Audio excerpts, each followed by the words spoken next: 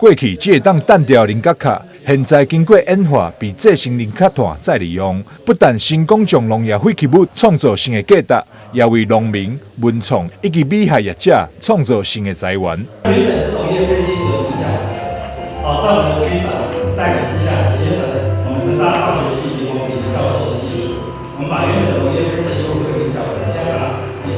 就是它化成一个高附加价值的零和碳，而且现在是更升级，叫做造地零和碳。那零和碳的特色就是有一个保湿器，吸附性很强。因为疫情的关系，导致很多美容店家或各方面的各行各业都倒闭。那我希望说，因为我是一个心理疗愈师，那我觉得我可以借着基友的原谅，让带来2020年，让大家有好事连连，然后万事发财。不只是菱角炭甲精油的结合利益，2021平安惊叹级附带的外包装，嘛特别采用文创业者安平平安的设计，让产品更加具有吉祥平安、安定人心的感觉。学精油界的话，不知道排山跟雪收的话，会让人的心情稳定、安稳。精油带在身上的时候，不管是身心俱疲，或者说希望沉淀，或者说希望提升，它是一个非常棒的一个生活的好用品。所以这一次我非常感谢非常感恩能够在